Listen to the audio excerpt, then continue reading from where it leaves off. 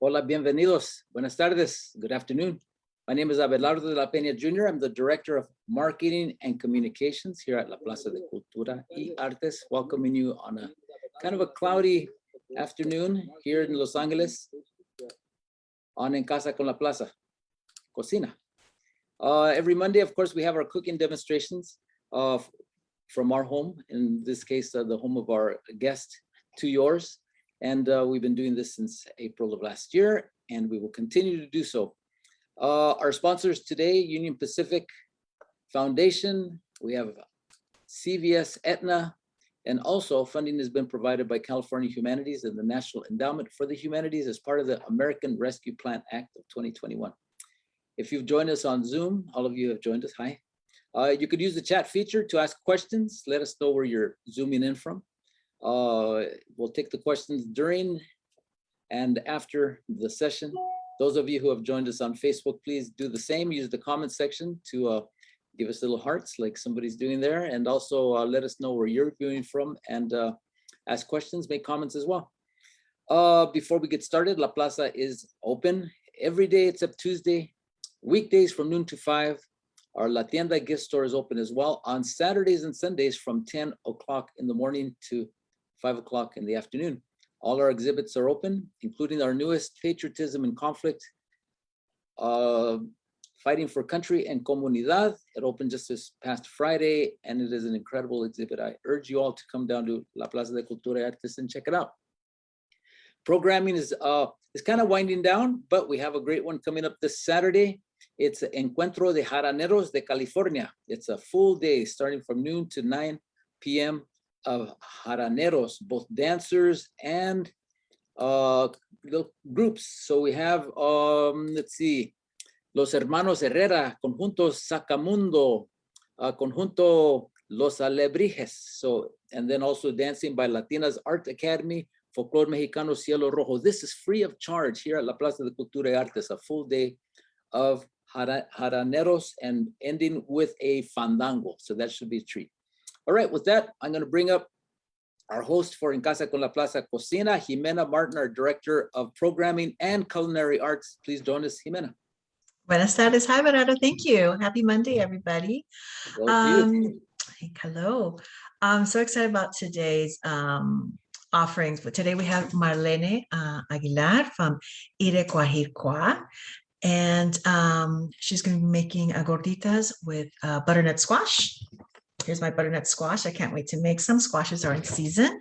But let me tell a bit more about Marlene. Marlene Aguilar is a Xicana-P'urhepecha, born and raised in Tongva territory, which is now East LA, Los Angeles, with roots in the Intermountain Valley regions of Michoacán, Mexico. As a community-based cocinera, she draws inspiration from her campesina family, but has been shaped by her work in different food equity programs, specifically as CSAs, Community-Supported Agriculture. She's a founder of the food project IREKUARHIKUA, which aims to offer seasonally inspired, affordable, plant-based meals while highlighting the resilience of indigenous foods. Her project is currently offering meal prep services like comida corrida from fondas and cocinas económicas found throughout Mexico. So without further ado, Marlene, ¿cómo estás? Hola. Hello, everyone. Thank you so much for having me. I'm really excited to be here today again with Plaza de la Raza Cocina edition. Can you hear me all right? Yes. Yes. Okay. And so, yeah, as you mentioned, today we are featuring a dish with butternut squash. I also have my butternut squash here for those that are maybe not familiar. There are many different varieties of squash. We'll get into that a little bit in a sec, but I just wanted to make sure to get started for now. We're gonna make a filling with the guiso, a guiso with butternut squash with rajas and which is, you know, poblano peppers, and some corn, right? And then we're gonna use that to fill our gorditas. Okay, so I'm just gonna get started with this the butternut right now. The butternut is considered a winter squash, so it is a little bit like tougher in skin. But for this, all you really need is to cut the ends, both the top and the bottom. And with a simple peeler, right, you could peel from top to bottom, right? You notice that it's almost like they call it like a little bottleneck shape. Interesting enough, for this squash, the seeds are in the bottom part of the squash. So I usually peel it lengthwise, cut it right where it starts to curve, and then chop the solid stuff, then proceed to take out the seeds, so forth. I didn't do this for this workshop because we have an hour and I wanted to make sure we had enough time. So here I'm going to change the view here so you can see what I'm doing. Okay, so I've taken my butternut squash.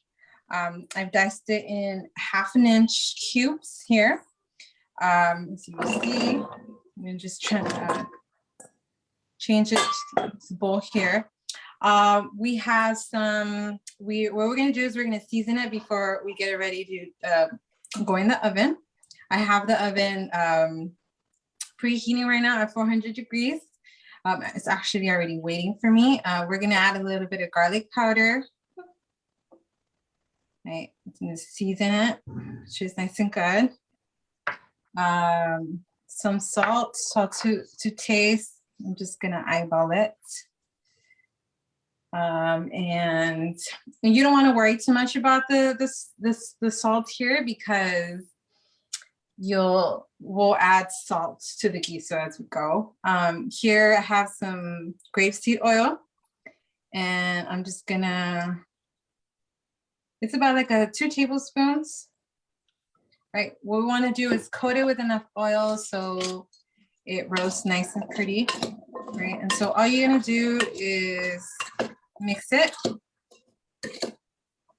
I also have some 1/4 teaspoon of cumin powder, and then also I'm gonna add just a little bit of maple syrup or agave syrup, whatever you have. In this case, I have maple syrup. I'm just gonna add a little bit. I measured out more than I needed, but about 1 tablespoon. And I like using a sweetener to give it a caramelized flavor. I really am a big fan of this sweet and sour and savory. So basically, you just want to make sure that it's evenly coated. I have, so, okay. Now I have a baking sheet ready for me. I lined it with parchment paper. And then what you're gonna do is just put it in on the baking sheet, and you want to spread it out so that it's not crowded, single layered. You don't want to like stack like this. You want to make sure they're all just spread out so they could evenly cook, right?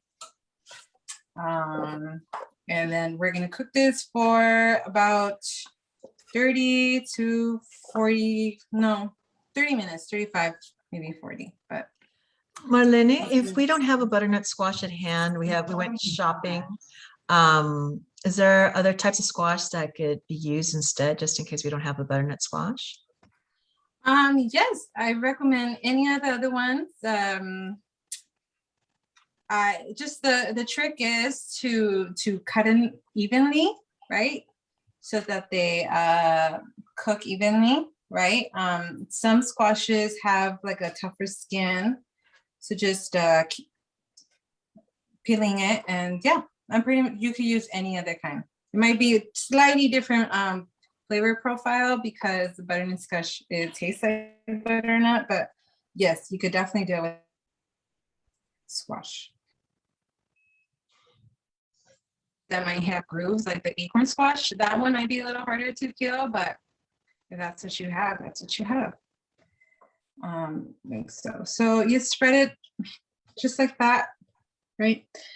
This is about a butternut squash, one. It was about 2 pounds or a little bit over 2 pounds. And yeah, it's about, not sure how many cups, but so this is as much as you need, right? And so now I'm gonna pop it in the oven and come back.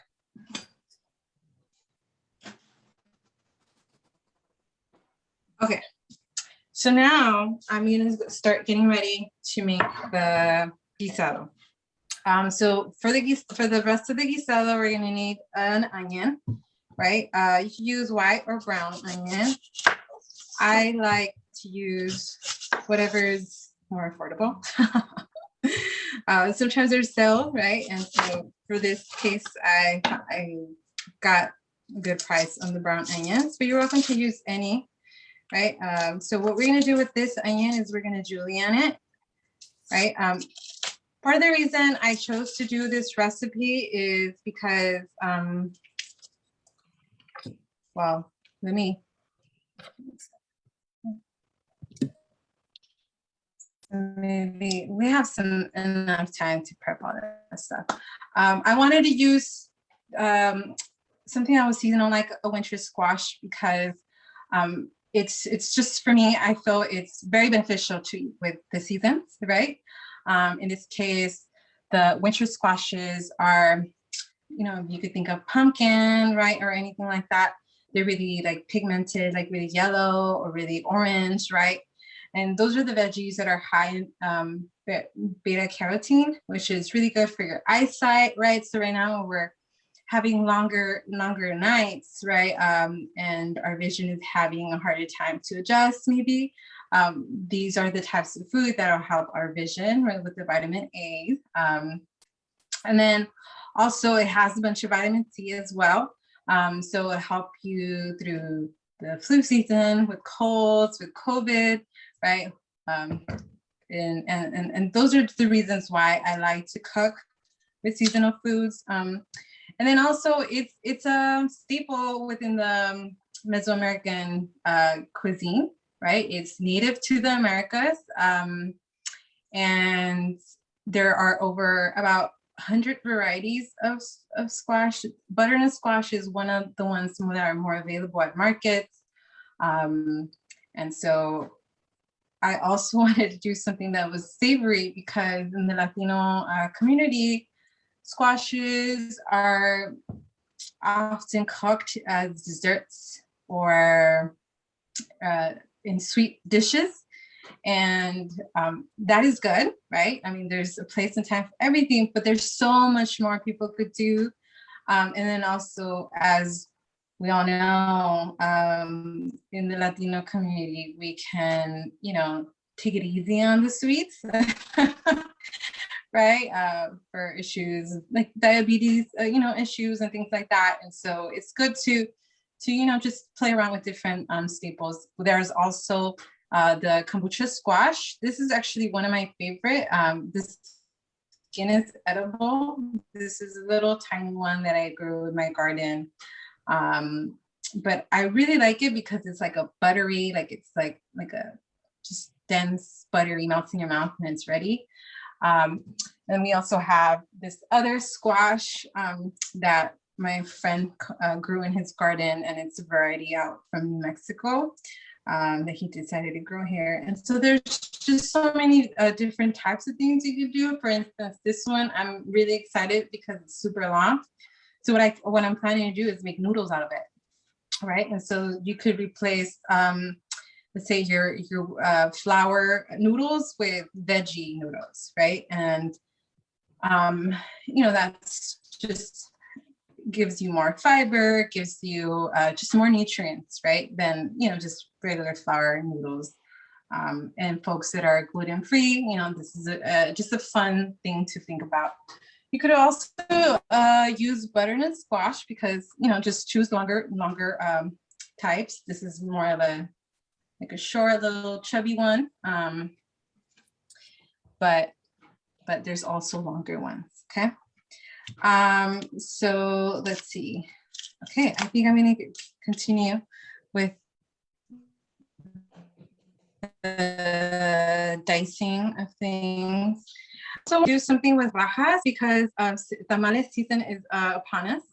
And this is lined up. There we go. Tamales season is upon us, and rajas or poblano peppers are just a dish that or ingredient that's really common, right? People make rajas con queso, cheese with rajas. And so I thought, okay, you know, if I want to introduce or a student type of recipe, like what I like to do is things that are kind of familiar and blend them. So folks are a little bit more open to it, right? And then there's also the rajas con elote en crema, right? And so this was kind of just my way of trying to not trick people, but get them to be a little bit more open about it, right? Because I've been, you know, at the stores of like the Superior or Super or just like a mercado, right? And people will see me with these squashes in line, just waiting to pay, and people are just so curious. I have like women or just, you know, señoras asking me like, what are you gonna do with that, you know? And so, because people, you know, we're not necessarily that familiar with these particular squashes, right? One of the most popular ones in the Latino markets is the castilla, which is a big giant pumpkin looking thing, and they just sell it like in segments. So, you know, again, that's usually eaten sweetened, and so this is what we're gonna do today. So I'm julienning the onion, so really just cut it in half and then dice it down like this. It's pretty simple. And are there any questions so far? No, people were asking about the recipe. So at the end of the day or this week, Okay. Abelardo will post the recipe for la gorditas. Perfect. And what's nice, you know, like, talking about the varieties of squashes, my new favorite one is chayote. And that's also considered a more common squash than the big ones that the winter squashes that we're cooking with today. And what I love about like the butternut is it's a delicious soup. Una crema de calabaza, de zapallo. It's so comforting. And it's the perfect weather for it all.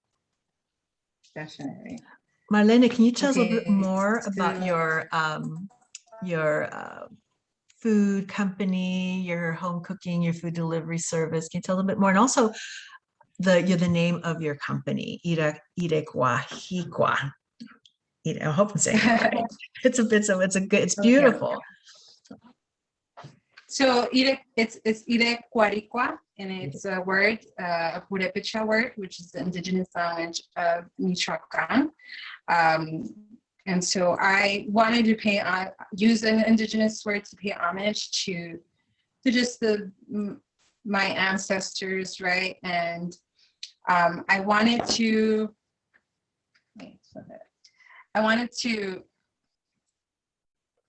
use also a word that really I was able to combine all the different types of interests that I have, right? From me cooking seasonally, cooking traditional ancestral foods, and also urban gardening, right? Then like I mentioned, the kombucha squash, I grew some in my garden as a cocinera, and just doing food equity work. I'm real big on growing your own food if possible, right? You know, because there's many different reasons, but you for sure know what's in your food when you grow it, right? And that's one of the ways to you know, be safe and healthy. And so I offer a meal prep service where I use seasonal ingredients, and I offer them at an affordable price, because when I was doing food equity work, that's when access is a big issue, right? From not having, you know, organic foods in communities of color, having to go to other communities that drive longer distances to get organic, right? Or even just vegetables, right? There's some places that don't have markets or have very few, right? And so, but another one was time. A lot of people, you know, especially working class folks, you know, they spend so much time working, and, you know, sometimes they're tired and they don't have time to cook. And so that's one of the reasons why I decided to offer this service, right? It's, you know, to support people. This is one of my gifts, right? And it's a good question. I'll get to that right now. I have plants that are hanging here. And so, you know, it's like being of service to community, and then so other people can focus on their gifts, right? And then we're all just kind of supporting each other. And that's very much like from what I've learned, it's a very indigenous like principle and value, right? We all help together, or each other, you know, work together. So some of the plants that I have here are just different plantitas that I've grown in my garden. From like basil, I have a bunch of basil, to just other medicinal herbs. And I'm fortunate to have high ceilings, so we're drying them now since the harvest happened. Marlene, we have another question from Eleanor Vega. She's asking why was grapeseed oil used instead of olive oil? I like using grapeseed oil because it's a high smoke oil, and so, yeah, it's a high heat, I'm sorry. And so olive oil is good, you know, for cooking, like making like salad dressings and things like that. But when you're sauteing or when you're baking at high temperatures, if you use olive oil, it oxidates it and then changes the flavor, right? And then grapeseed oil is a high heat, and so it's neutral in taste. And it's just also a healthier alternative versus like vegetable oils and things like that are just really, really bad for us. So that's to answer the question. I'm gonna keep talking and continue prepping, okay? Thank you again for sharing your concept of your food service to the community. I think it's beautiful. I think that's one of the things that caught my eye when I was looking for guests to be part of En Casa. And again, thank you for sharing that information. And then you'll give us more information once we're almost done at the end of the session. Yes, great. So what I'm gonna do here now is gonna start julienning the peppers too, and then at the little stem here, we know that on the other side there's a bunch of seeds. So I cut the top just a bit, and then just so that I am able to access these little segments, and slice them through, and so, right, so that I could just pop out the stem. Oh, well, it is caught, so maybe I do need to go a little bit deeper. And I did. But this, I mean, you could cut it in way, but this avoids like all the seeds popping out and having this. It's fine. So just to cut it into rajas, right? I'm gonna do them just a reasonable medium size, not too long, not too short, but you could cut them any way you want. I'm cutting these little, those little veins there. And let's see, segment them like this. And I just cut them, slice them through.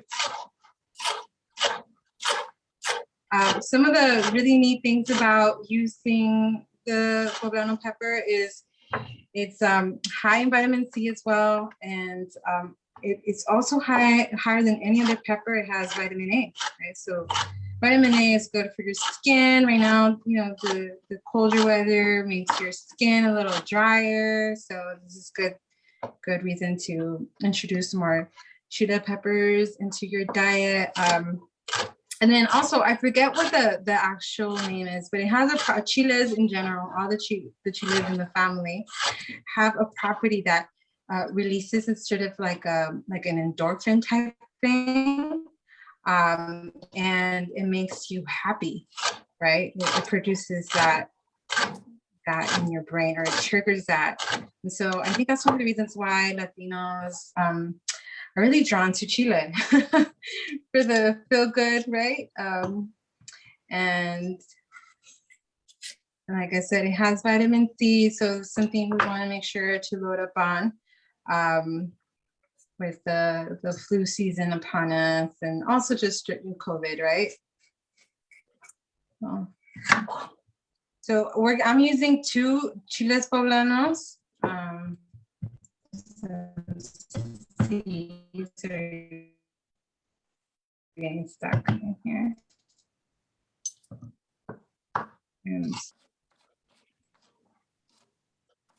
And also the butternut squash, you can cook like on the stove, in a stove top, in a pan, but I like putting it in the oven, because I just coat it with oil and leave it in the oven, and I forget about it until it's ready, and it's fine. Whereas if I cooked it and on the stove, you know, you have to be mindful of que no se pegue, like, so it doesn't stick to your pan. It's dense, so it's gonna take longer than, you know, like, just say, like, you know, your average, like your other stuff, like carrots or things. Well, it's kind of the same, but it's denser in that way. But it's it cooks lots slower, like, let's say, than these peppers or the onion that we're trying to use. Okay. And then also, I like to use the oven to warm up the house. I'm definitely feeling warm now. You know, it's getting cooler here in LA. I don't know, in other places might as well. Or también, get a bowl here. No, not bowls.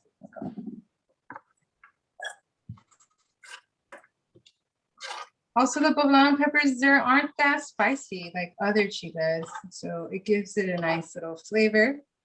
Okay. And we're gonna use one more. So as you can see, I'm not pressing down, I'm just kind of rotating it and cutting it. And deeper.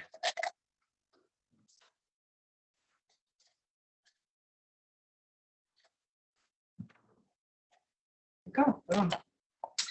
Okay, and you can just chop this up as well.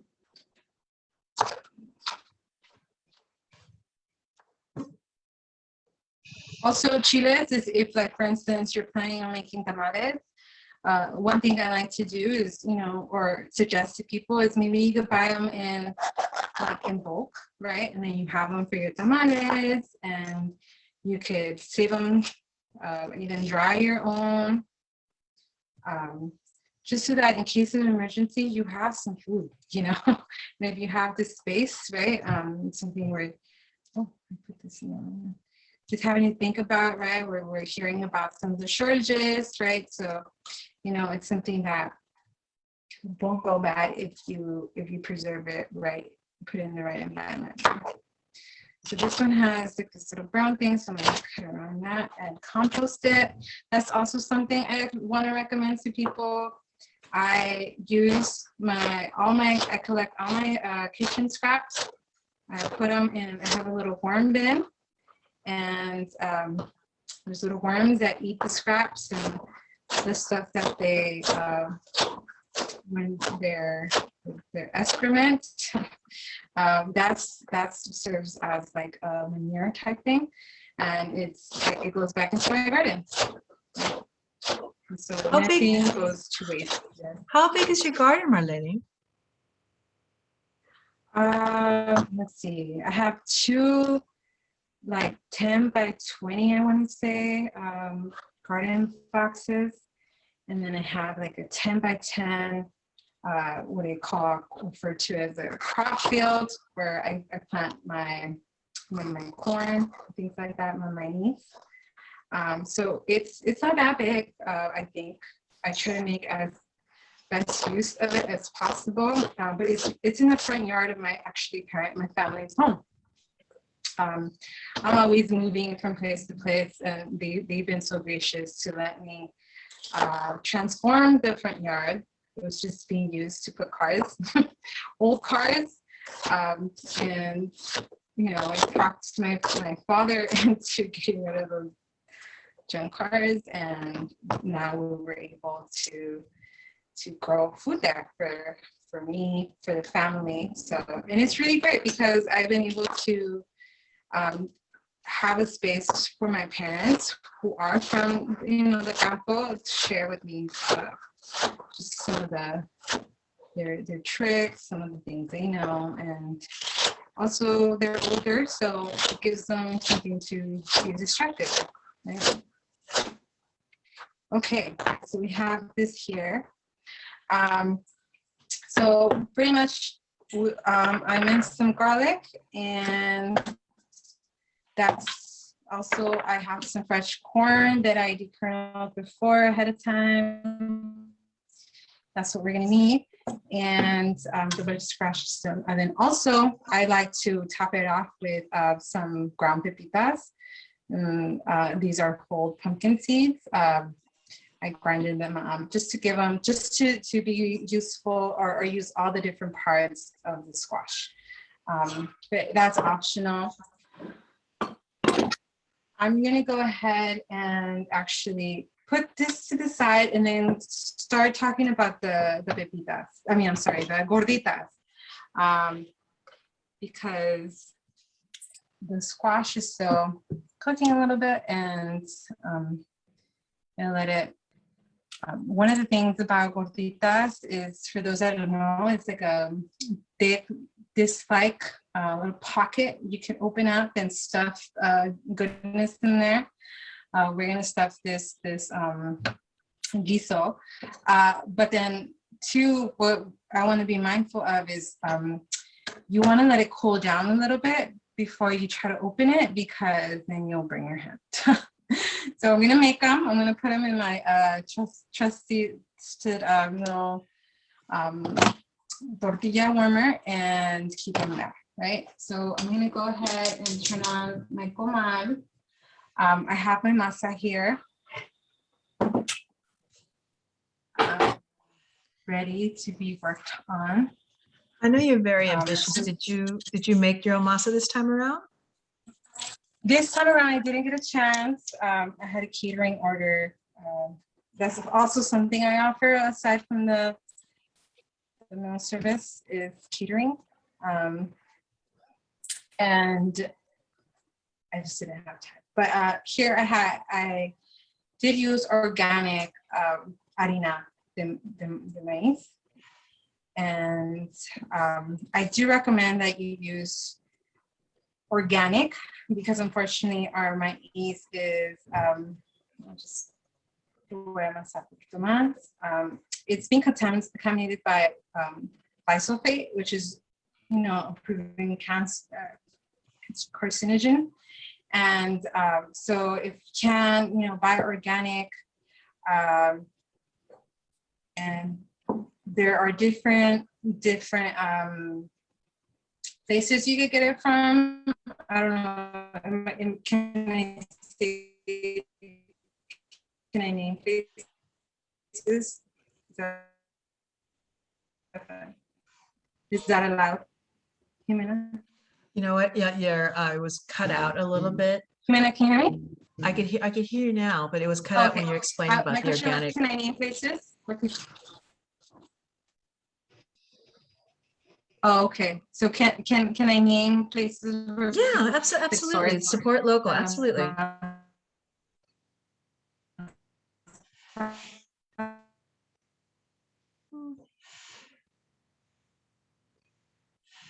Is that allowed?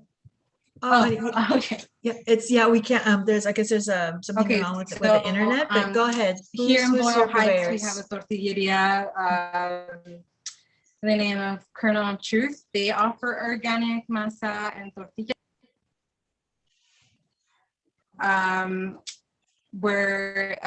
So Kernel of Truth is a good place to source your maize from. You also have La Princesita, which is one of my local tortillerías down the street from my family's home. They also oftentimes offer organic. And then there's also Hacienda, and that's, you can find at Whole Foods, things like that, and buy from them directly. Okay, so they work with small farmers out in Mexico who cultivate organic native seeds, native varieties, and they carry a bunch of different ones from Oaxaca, Tlaxcala, Michoacán, so check them out. Okay, so here I have my gordita. So you want to make sure it's not too wet or too dry, because if it's too dry, it's going to cake on you. Like Ximena mentioned, I like you actually grinding my own corn, making my own nixtamal. This time I didn't get a chance, and so the consistency of this is gonna be a little bit different, but it should be fine. So what you want to do is grab a little ball just like so, right? And really all you just do is toss it back and forth like patty cake, right? And I like doing gorditas more than tortillas because gorditas, I just leave my hands. I don't need a tortilla press. Something else to wash, something else to think about, right? And I'm really big on being practical and having practical, simple meals, right? And then so what you could do is hold it up like so, and then just kind of pat the edges so you get more of a rounder, like it starts looking like just a little off, right? And you do it like this. And I'm a big proponent of nixtamalization, right? It's an ancient technique where you take the maize, the dry maize, and cook it in an alkaline solution with water and your alkaline substance, which could be wood ash or hardwood ash, or it could be cal, which is the calcium hydroxide or select lime, or you could also use lye. There's different options. So all essentially you do is you cook it and you wait for like this little film to, like you cook it for like about an hour or so, and that little film, it's like a little skin, right? It's the stuff that when you eat popcorns gets stuck in your teeth, in your molar. That's the skin you want to be able to peel. And then once that is peelable, you just let it soak for 8 to 12 hours, depending on what variety of corn you use, and grind it and so forth. I'm going to put this in my comal. I'll show you all when it's ready. I just don't want to move my tripod, but this is essentially the size, you know, hand size, this thickness, right? So you get an idea, and just lay it down. You want to make sure your griddle or your comal is not too hot, but also not too cold, right? And so going back to the nixtamal, you know, that cooking process, that ancient cooking process, is adding and making nutrients from the maize more accessible, more bioavailable. So it's nutrients that otherwise your body would not be able to absorb if it weren't for the cal and all that process, right? So you have the nutrients that get introduced to the maize nixtamal is calcium, right? If some folks don't know, but most people think that the main source, one of the main sources of calcium is milk, right? But milk didn't come until the colonial settlers came to the Americas. And so people are, where were folks getting their calcium if not from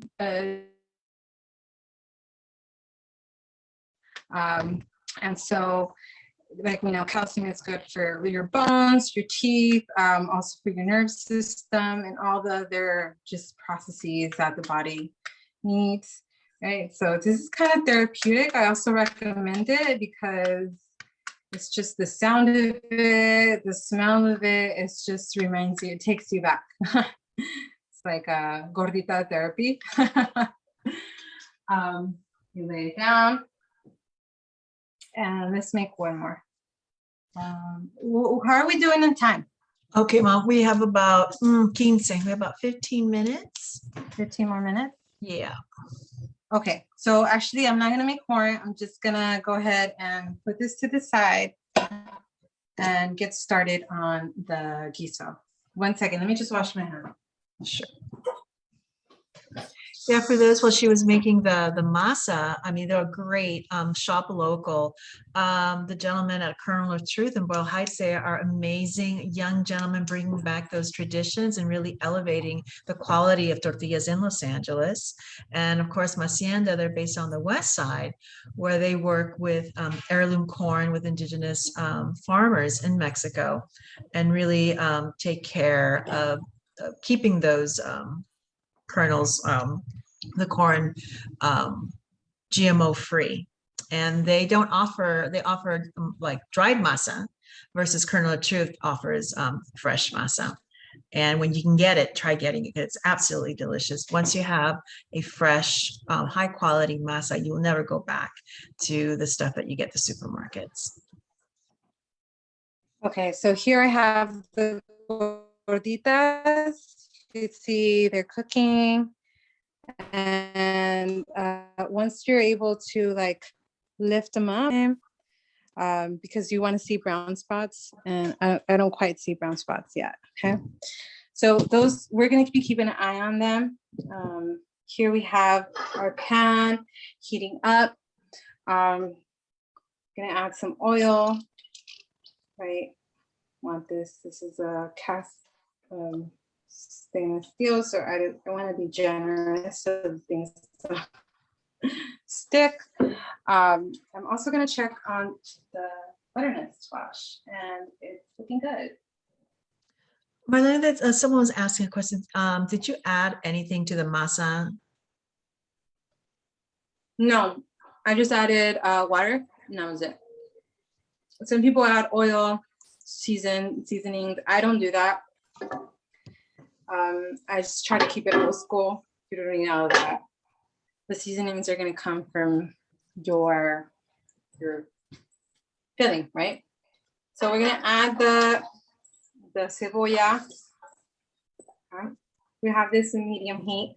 Yeah, so probably a little cold, but it's fine. I'm going to add some garlic. The garlic I'm really excited about because my permaculture teacher sent it to me, sent me a goodie bag, and shared some of his harvest. So here we go. I'm gonna add this.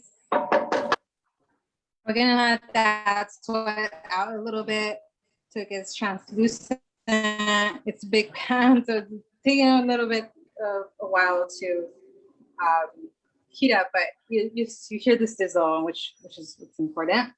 We're gonna go back to our gorditas here and now. I'm gonna turn them. Right. So look at that, it's looking really good.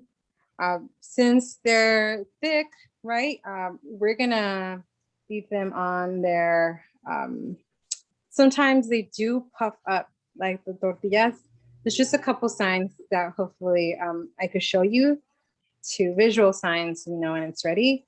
And I also have some beans out here. They're getting a little dry because the heat from the oven, but the combination of corn and beans is actually creates a whole protein, right?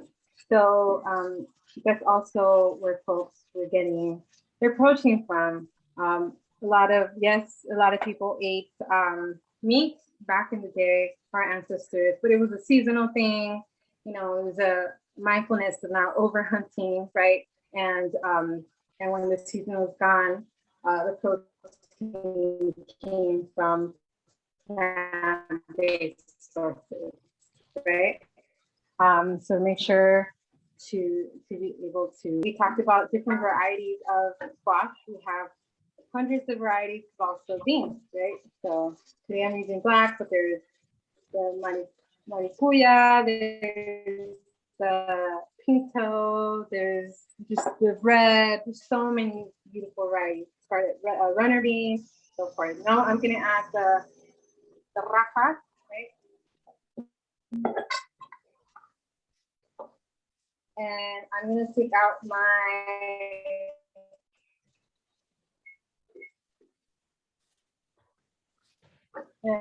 actually mix this in a little bit better. Notice there's a little seed. Take it out. The salt, the taste, of course.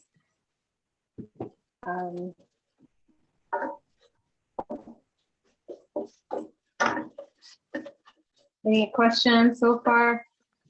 I'm just excited because I realize at home I have all the ingredients. Oh. So I'll be able, yes, I might be make it tomorrow. Okay, so here's the butternut squash, right? Some of the visuals you can look for, you know, it's ready. It's just like, you know, some caramelization, browning. You can see that. We could just grab one, and if it's tender, it's ready to go. We're gonna set this aside.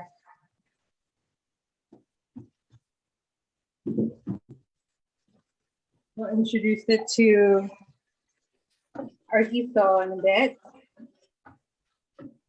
Okay, I'm gonna cover this pan to make it like cook a little faster, right? I'm gonna go back to our gorditas.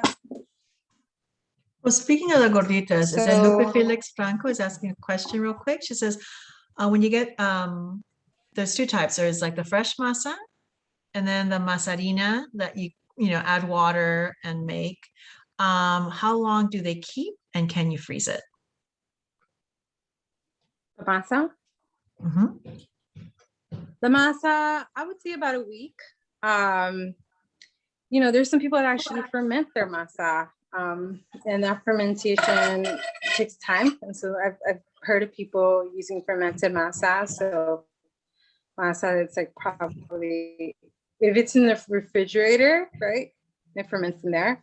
You know, I would say it's safe to use, but for sure a week. I think the masas that are pigmented, like azul, the blue corn, the red corn, those do actually, they don't keep as well as, let's say, the white varieties. And so the masa harina, it really just depends on how well you store it. You know, like all legumes and grains, you run the risk of it, like moths coming, right? What do you call it? What is that? I think the little moths, I know. Yeah, right. So it's something to keep in mind, but if you keep it in an airtight container and in a cool place, you know, it could last for, I would say, a month or so. I mean, it just really depends. I go through my masa or like my products a lot, so it's hard to say. But bulilla, that's what it's called, bulilla, in Spanish. I do store corn kernels, and I've had an issue of trying to figure out how to keep the bulilla from coming out of that. And some suggestions have been adding cal to your container, and the cal, the slack line doesn't allow the bulilla to breathe. Okay, so we're gonna go back to. We had a situation for corn for display, and we had the raw kernels. So we actually put the raw kernels in the freezer and froze them. Oh, And okay. Yeah, you can do then- that too. Yeah, so if you get the fresh corn, if you get a hands, heirloom corn, you can put it, if you're not ready to use a lot of it, put it in your freezer. And then when you're ready, bring them out. But then it's an extra step with the nixtamal. You got to cook it, you got to grind it. But it is salvageable if you freeze the fresh kernels, the fresh dry kernels. Okay, so then I'm gonna go ahead and add the squash.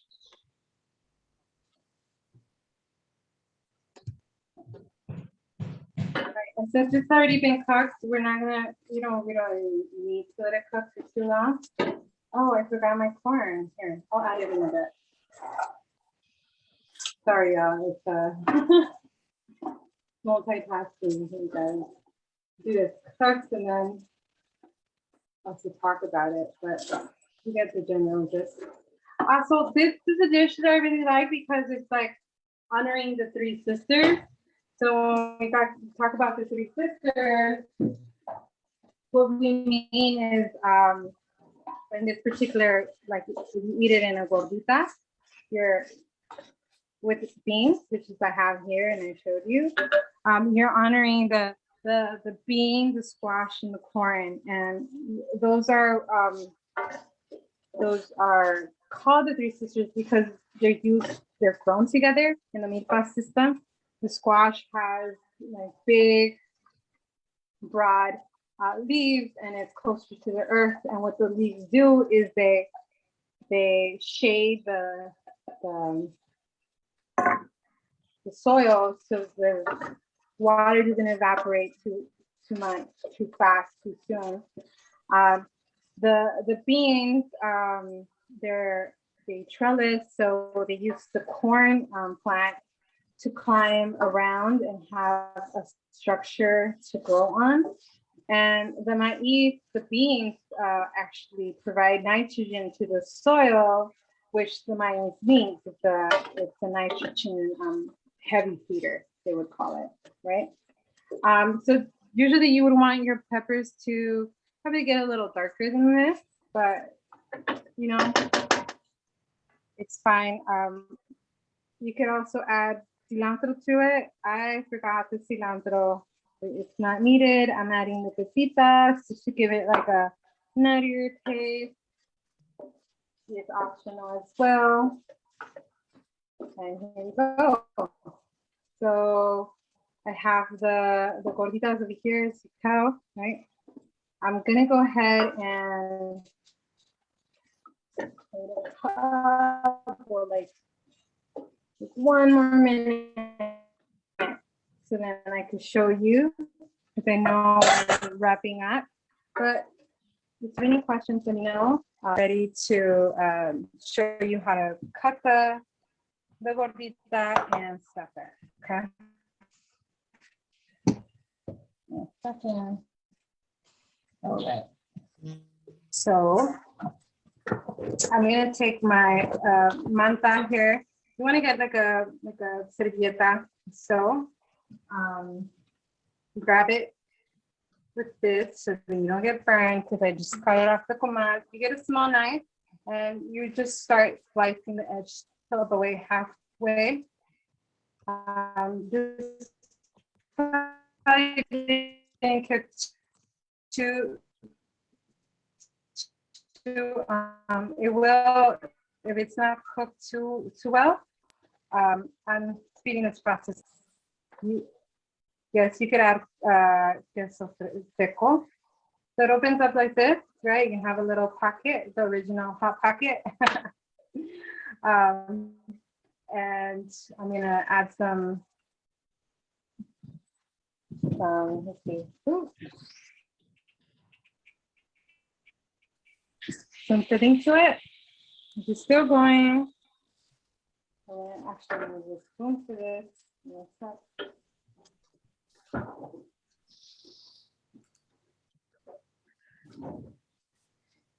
Right, oh, I'm gonna add some beans to it.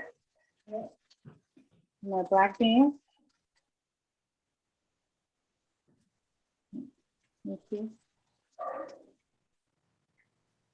And make sure you get a whole plant protein.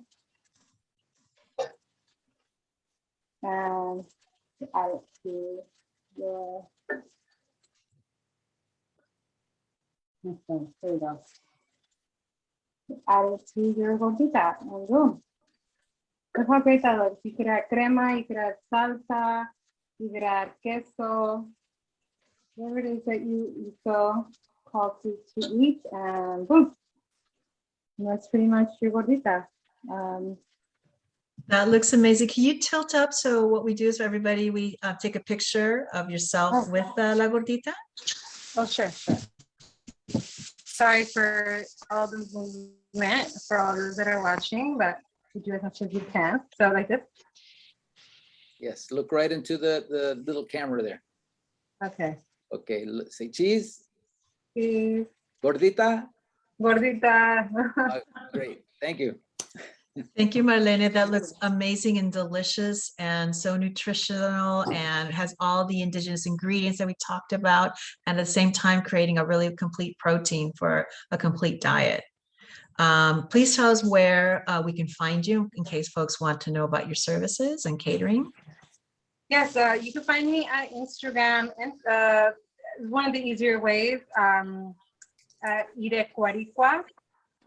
And so you can find the spelling of that on the flyer, or it's IREKUARHIKUA. And actually, I forgot to mention what that means. That means way of life, forma de vida.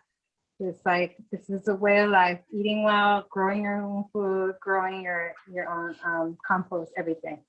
Yeah, I love the work that you do. And again, thank you for sharing. I can't wait once La Cocina is almost ready, we'll open up classes.